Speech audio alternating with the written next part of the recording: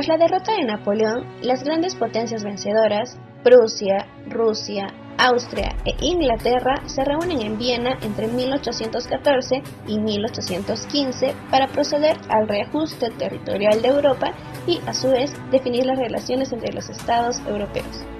En él participaron las principales potencias, representadas por sus respectivos embajadores: Austria, Metternich; Gran Bretaña, Castlereagh; Rusia, Alejandro I; Prusia, Humboldt; y Francia, Talleyrand. España intervino superficialmente como potencia de segundo orden.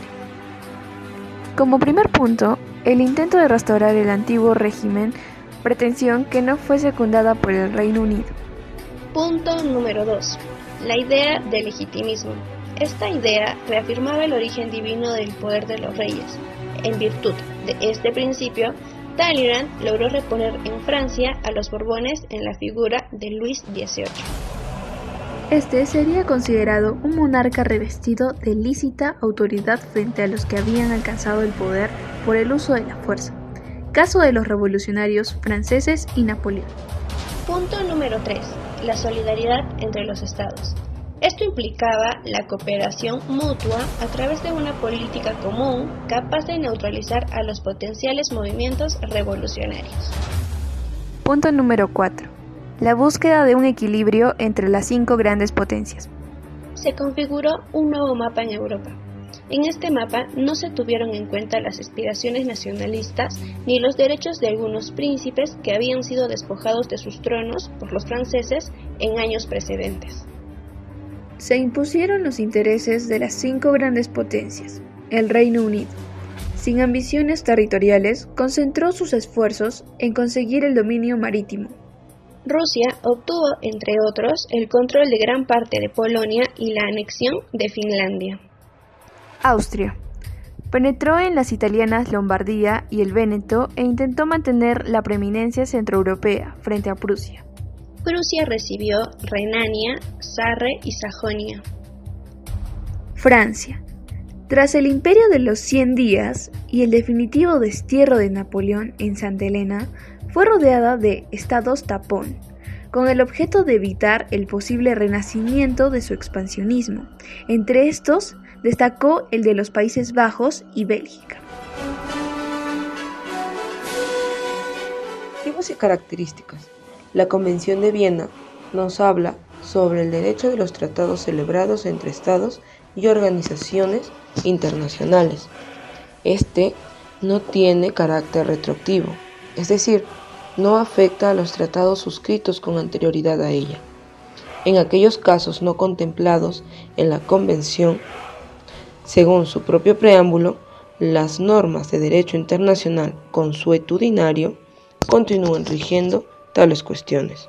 Los objetivos de la Convención de Viena. Uno de los objetivos, uno de los más importantes, es el reconocimiento de la importancia cada vez mayor de los tratados como fuente del derecho internacional y como medio de desarrollar la cooperación pacífica entre las naciones, sean cuales fueren sus regímenes constitucionales y sociales. Por tanto, también tenemos que, advirtiendo que los principios del libre consentimiento y de la buena fe y la norma, pacta sunt servanda, sean universalmente reconocidos.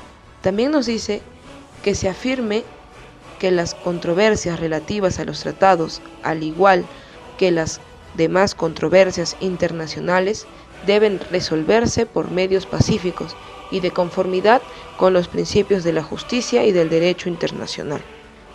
Para esta convención fue muy importante tener en cuenta los presentes y los principios del derecho internacional incorporados en la Carta de las Naciones Unidas, tales como los principios de la igualdad de derecho y de la libre determinación de los pueblos, de la igualdad soberana y de la independencia de todos los estados, y de la injerencia de los asuntos internos de los estados, y de la prohibición de la amenaza y el uso de la fuerza, y del respeto universal a los derechos humanos y a las libertades fundamentales de todos, y la efectividad de tales derechos y libertades, afirmando a su vez que las normas del derecho internacional consuetudinario continuarán rigiendo las cuestiones no reguladas a las disposiciones de la presente convención.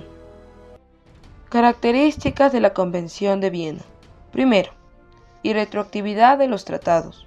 Las disposiciones de un tratado no obligarán a una parte respecto de ningún acto o hecho que haya tenido lugar con anterioridad a la fecha de entrada en vigor del tratado, pero esa parte ni de ninguna situación que en esa fecha haya dejado de existir, salvo que una intención diferente se desprenda del tratado o conste de otro modo. En el ámbito territorial de los tratados, un tratado será obligatorio para cada una de las partes, por lo que respecta a la totalidad de su territorio, salvo que una intención diferente se desprenda de él o conste de otro modo. En la aplicación de tratados sucesivos concernientes a la misma materia, sin perjuicio a lo dispuesto en el artículo 103 de la Carta de las Naciones Unidas, los derechos y las obligaciones de los Estados partes en tratados sucesivos concernientes a la misma materia se determinarán conforme a lo siguiente.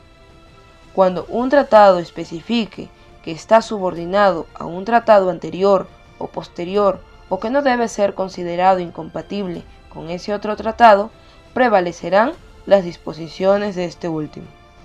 Cuando todas las partes en el tratado anterior sean también partes en el tratado posterior, pero el tratado anterior no quede terminado ni su aplicación suspendida conforme al artículo 59, el tratado anterior se aplicará únicamente en la medida en que sus disposiciones sean compatibles con las del tratado posterior. Cuando las partes en el tratado anterior no sean todas ellas partes en el tratado posterior, las relaciones entre los estados partes en ambos tratados se aplicarán la norma enunciada anteriormente. En las relaciones entre un estado que sea parte en ambos tratados y un estado que solo lo sea en uno de ellos, los derechos y obligaciones recíprocas se regirán por el tratado en el que los dos estados sean parte. Por último, se aplicará sin perjuicio a lo dispuesto en el artículo 41, lo antes mencionado, y no prejuzgará ninguna cuestión de determinación o suspensión de la aplicación de un tratado conforme al artículo 60, ni ninguna cuestión de responsabilidad en que pueda incurrir un Estado por la celebración o aplicación de un tratado, cuyas disposiciones sean incompatibles con las obligaciones contraídas con respecto a otro Estado en virtud de otro tratado.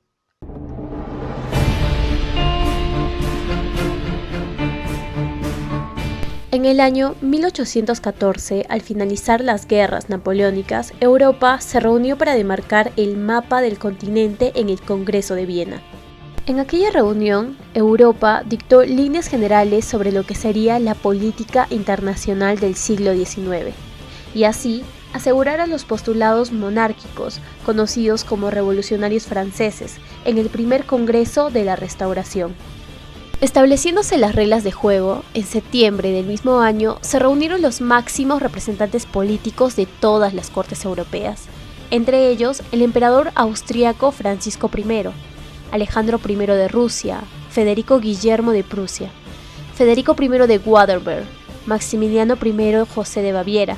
Existieron 4 temas primordiales en las reuniones. Estos fueron sobre Polonia, Sajonia, Nápoles y el papel de Talleyrand y Francia como parte del Congreso de Viena. Por otro lado, se trató el acuerdo sobre la nueva Confederación Germánica de 38 países, para la fijación de la frontera de los Países Bajos y la acción internacional contra el comercio de esclavos.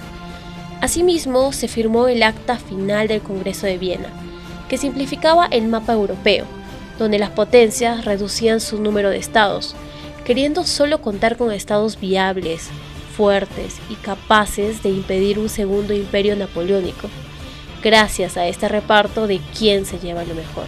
Gran Bretaña fue el país mayormente beneficiado por su poderío marítimo, obteniendo bases del control del norte, del Mediterráneo, de las Indias y de las Antillas. Rusia agregó a su reino a Polonia con Varsovia, y así obtuvo el apoyo necesario para crear la Santa Alianza. Por su parte, Prusia perdió territorios extensos, aunque obtuvo a Pomerania Sueca, Renania y la orilla izquierda del Rin.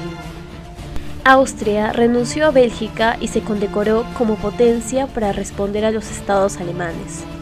Francia perdió los territorios que obtuvo de Italia y del centro de Europa, y se volvió a instaurar el absolutismo como sistema político. En otras palabras, el Congreso de Viena fue de ayuda para restaurar la paz en Europa y crear un equilibrio entre las distintas potencias como Austria, Prusia, Gran Bretaña y Francia por encima del resto. Aunque ello implicó problemas para Europa a lo largo del siglo XIX, ya que por un lado las naciones buscaban independizarse y por el otro querían unir lazos entre potencias.